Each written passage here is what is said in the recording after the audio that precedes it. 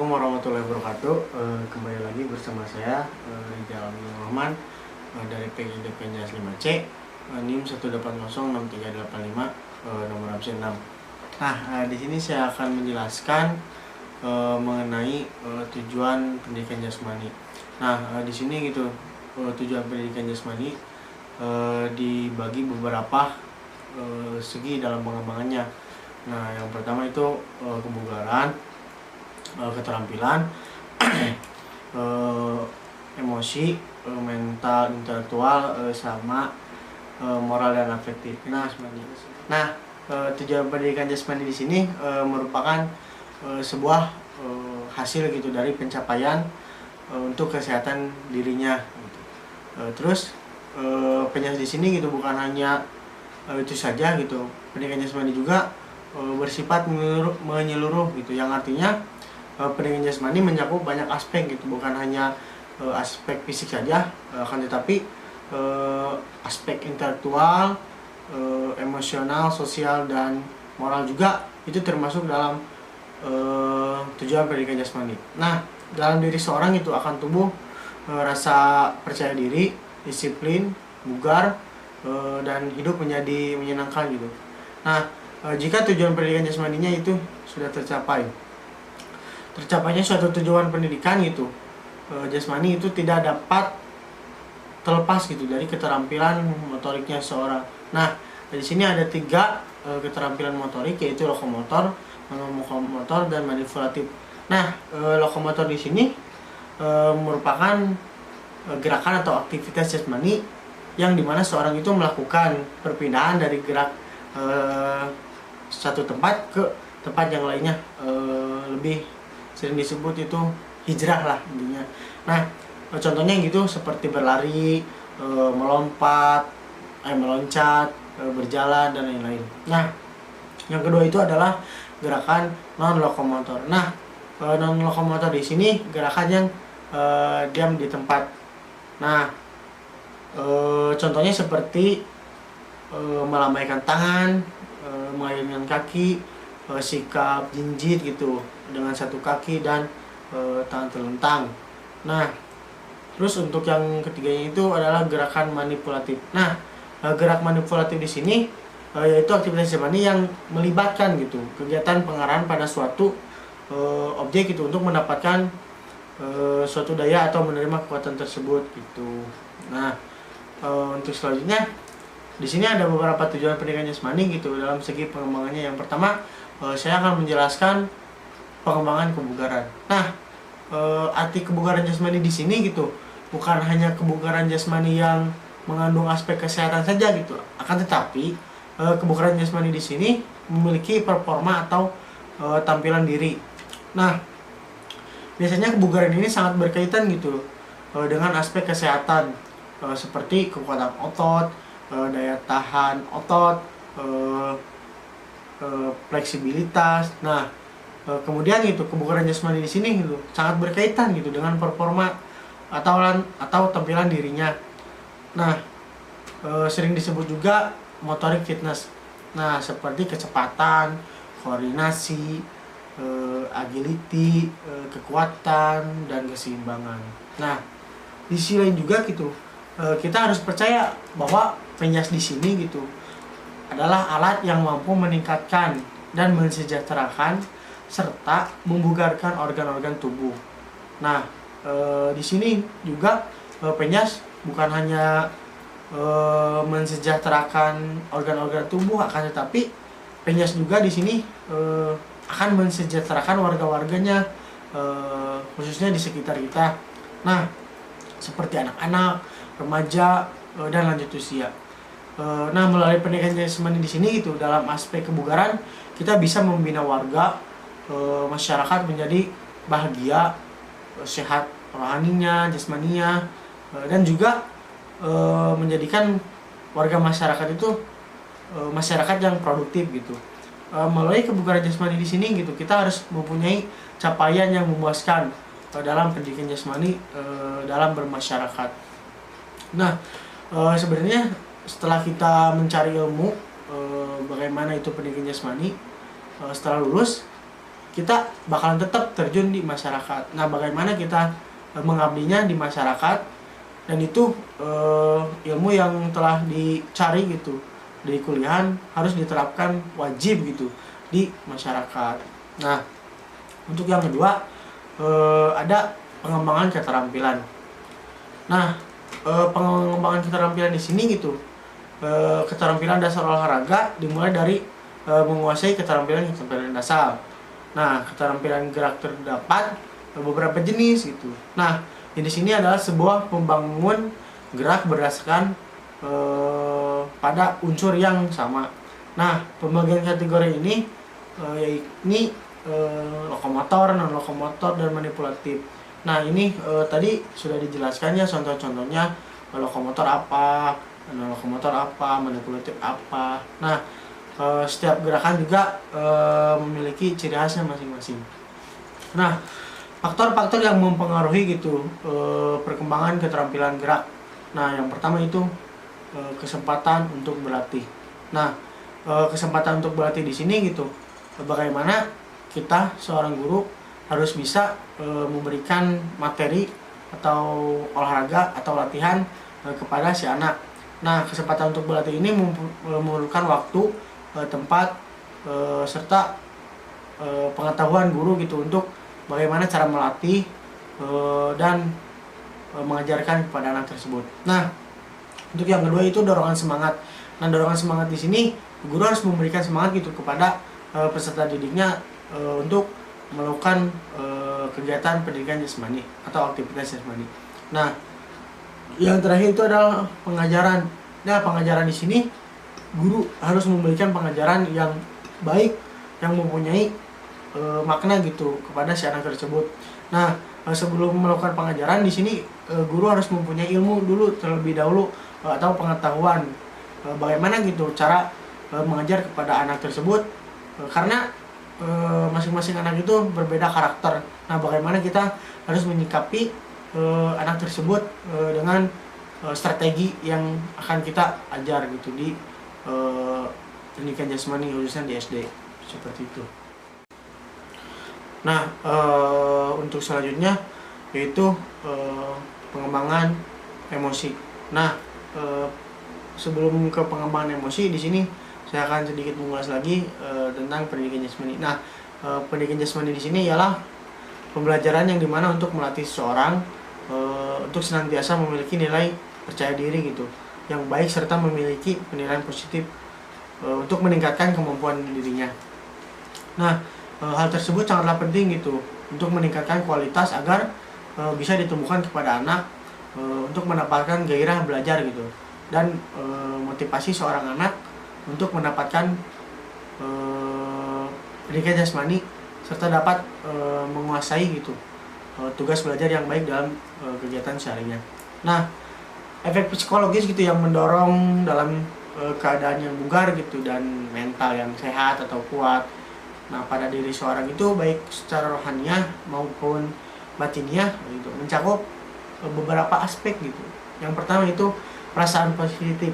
Nah, perasaan positif di sini gitu mengenai keadaan tubuh gitu dan juga kualitas dirinya akan meningkat, penilaian diri yang baik gitu untuk bisa melakukan suatu hal agar dapat menyelesaikan tugas serta dapat merasakan gitu prestasi dalam suatu bidang tersebut. Nah, untuk yang kedua yaitu pengalaman. Nah, pengalaman di sini sangat berharga gitu, apalagi kalau pengalamannya sukses. Nah, pengalaman sukses di sini gitu akan menjadikan diri seorang itu semakin yakin gitu untuk melakukan suatu hal. Untuk yang ketiga itu percaya diri. Nah, dalam peningkatan rasa percaya diri gitu, hal ini akan didapat gitu dalam kesehariannya gitu, serta rasa percaya diri ini akan meningkat apabila dilatih secara terus-menerus. Nah, untuk selanjutnya itu ada pengembangan mental dan intelektual. Nah, mental di sini gitu menjelaskan sangat berkaitan gitu dengan pikiran, akal atau ingatan, sehingga dapat penyesuaian berbagai organisme terhadap lingkungan. Nah, dalam arti lain gitu, mental adalah keseluruhan struktur dan proses-proses kejiwaan gitu yang terorganisir atau terorganisasi, baik yang disadari maupun yang tidak disadari. Nah, latihan keterampilan mental di sini gitu juga dapat menjadikan sebuah pendekatan mental yang positif gitu bagi seluruh siswa untuk mempersiapkan dalam pertandingan. Nah, beberapa kata lain gitu untuk pelatihan keterampilan psikologis gitu pada alasannya menyebutkan gitu bahwa sehat siswa secara mental sekaligus bisa mempelajari ketangkasan atau keterampilan gitu berbagai aspek dalam segi penguasaannya, pengetahuannya gitu, kemampuan sehingga intelektualnya menjadi baik gitu, sekaligus dalam mengatur strategi gitu dalam memenuhi tekanan dan berbagai kompetisi. Nah, kesadaran gitu di dalam penjas gitu dan olahraga di sini gitu adalah suatu perkembangan mental dan intelektual dalam diri manusia. Nah, pengajaran sebuah nilai gitu penghargaan merupakan nilai pengembangan mental serta peningkatan kualitas gitu intelektual dalam dirinya seseorang.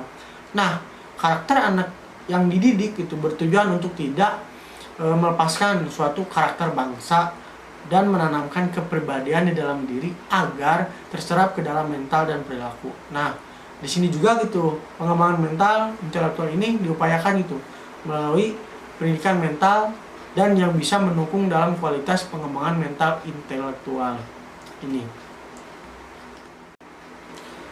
Pengembangan intelektual ini gitu bukan hanya guru penjas saja, tetapi ada beberapa elemen gitu yang bersangkut paut satu sama lain, yakni suasana keseluruhan gitu yang menjadikan peran perkembangan dalam diri seorang bukan hanya di dalam sekolah saja gitu, akan tetapi bisa juga dalam suasana lingkungan masyarakat ataupun dalam ruang lingkup kehidupan sehari-hari. Nah, untuk yang keduanya itu ada tindakan nyata gitu serta pengaplikasian gitu diri dalam hidup, dimulai dari guru penjas gitu dengan memberikan sebuah ketauladanan gitu kepada siswa agar siswa ini bisa mencontoh gitu apa yang guru contohkan dan apa yang guru lakukan.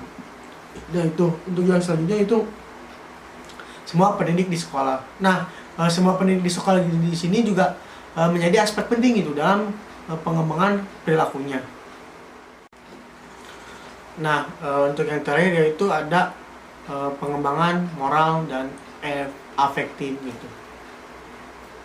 Nah, moral dan afektif di sini gitu hubungannya gitu dengan pendidikan jasmani sangat berkaitan gitu. Karena kegiatan dalam pembelajaran ini gitu harus bertujuan untuk meningkatkan kualitas sikap anak gitu dengan melalui permainan yang mengedukasi anak gitu serta memberikan banyak pelajaran gitu untuk anak sehingga mendapatkan ilmu yang berkembang. Terus pendidikan jasmani di sini gitu bukan hanya ilmu yang berkembang, tetapi gitu ditujukan untuk serta merta mengembangkan melalui ilmu pengetahuan gitu, materi serta teori gitu yang dasar ataupun sebuah konsep-konsep kesehatan.